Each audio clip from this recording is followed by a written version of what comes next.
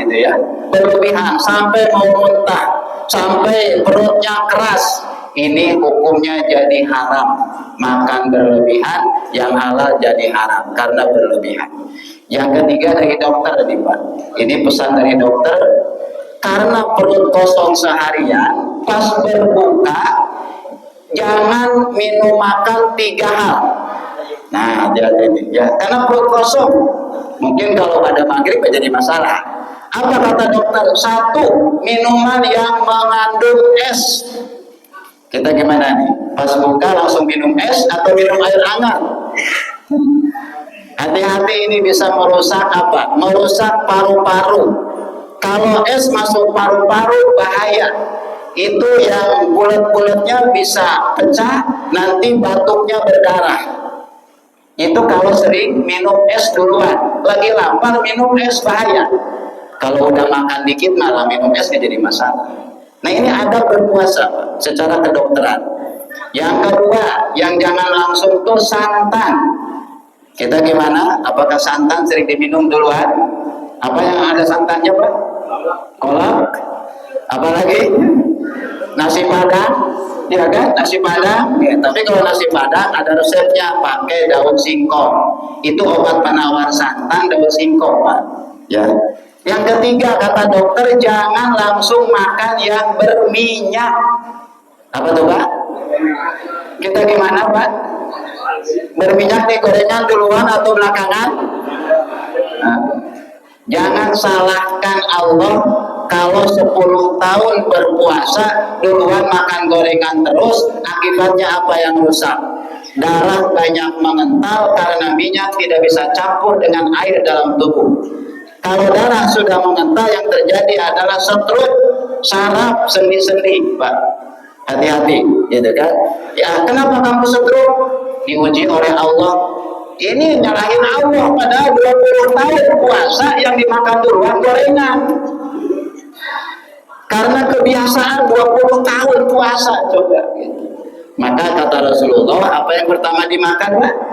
Air putih, buah-buahan, kurma, gitu ya, melon, semangka, itu yang pertama. Jangan yang manis buatan, yang bagusnya yang manis asli. Nah, itu yang pertama, takjil. Jadi mulai besok yang mau ngirim takjil ke masjid, dahulukan buah-buahan kirimnya, gitu ya. Atau kalau mau ngasih gorengan, cek dulu minyaknya masih bagus atau udah hitam itu gorengan tukang gorengan. Kalau udah hitam minyaknya itu sangat berbahaya. Ya, tapi kalau masih kuning nggak jadi masalah. Tapi ada resep penawar gorengan apa? Timun, Pak. Jadi timun, minyak itu bisa kalah dengan apa? Minyak bisa kalah dengan timun. Jadi mulai besok kalau makan gorengan, tangan kanan gorengan, tangan kiri mentimun, jangan cabai. Gitu ya. Nah, ini resep menurut dokter, insya Allah, gitu ya. Saya selalu sedia mentimun itu di rumah. Awalnya dia kirim gorengan Pak ke rumah. Itu obat penawar. Tadi obat penawar kedua selain mentimun, biar gak stroke, dahulukan minum makan kolang kaling, Pak. Udah makan kolang kaling? Hari ini lagi rame kolang kaling. Ada orang Medan dari sini. Pabrik terbesar kolang kaling di Medan, Pak. Hutan lebat isinya pohon aren. Ketika panen dia bawa truk ke hutan itu di Medan, diekspor ke Bandung, ke Surabaya, ke Kalimantan itu. Di Garut, Tasik juga ada pabrik kolang kaling, cuma kecil gitu ya. Saya kalau jam 3 bangun itu makan kolang kaling dulu Pak, sebelum sahur. Habis makan kolang kaling baru sholat tahajud lagi 8 rakaat nambah gitu kan. Gak harus tambah witir. Baru pas imsak kita sahur lagi. Kolang kaling dijaga apa? Sebagai penangkal nanti ketika tua tidak stroke, tulang-tulangnya aman, sarafnya, sendinya aman. Itu kolang kaling Pak, silahkan. Di pasar sekarang harga 25.000 per kilo Pak, gitu ya. Padahal biasanya cuma 15.000 itu per kilo. Nah, yang terakhir, syarat yang kedua adalah ma'rifat. Adab ma'rifat ini harus dimiliki. Kenapa? Berkaitan dengan pahala. Kalau adab ma'rifat tidak dimiliki, maka pahala puasa sia-sia, dihapus oleh Allah. Apa adanya kata ulama? dengan tazkiyatun nafs.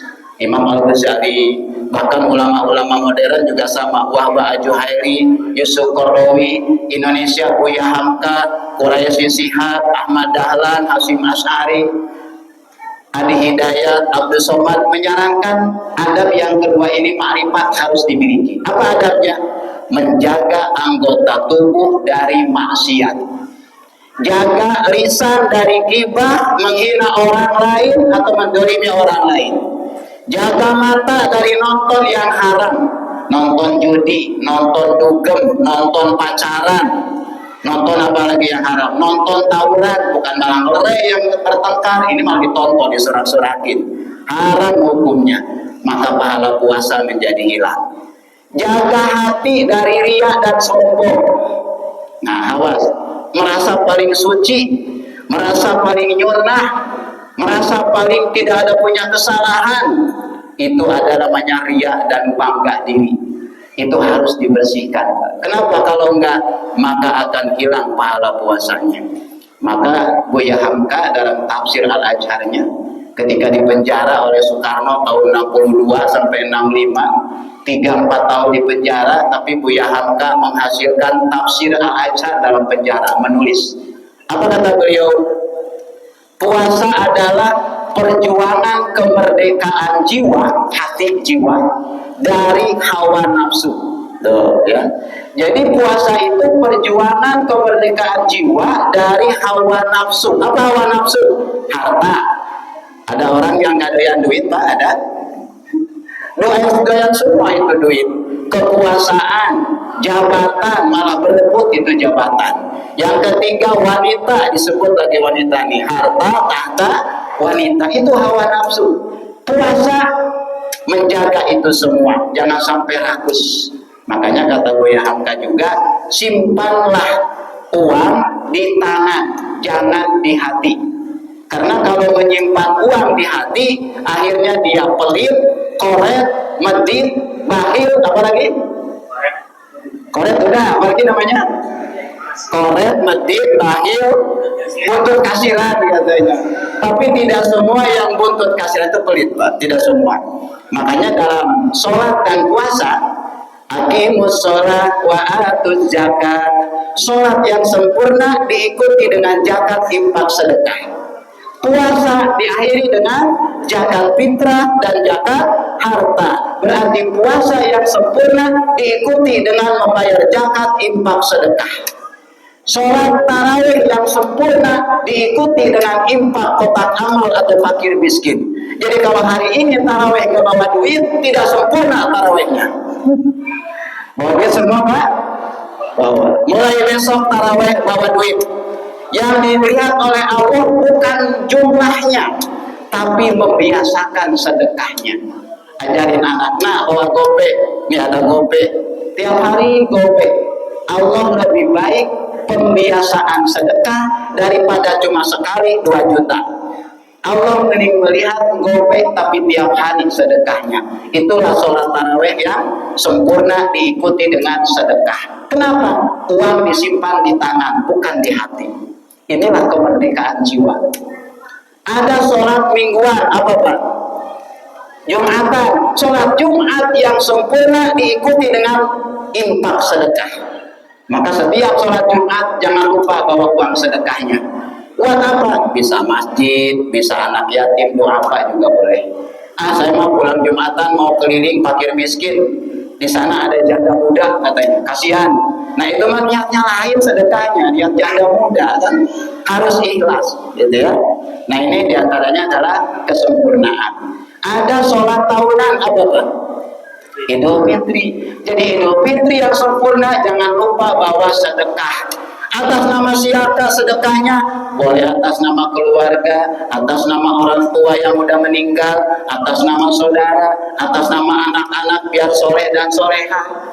Banyak niat untuk sedekah. Siap? Besok malam tarawih bawa duit semua siap?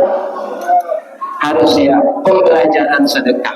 Itulah kemerdekaan perjuangan hawa nafsu puasa. Kata Buya Hamka dalam tafsir Al-Azhar, tentang Al-Baqarah 183. Mohon maaf sebelumnya, semoga ada manfaatnya.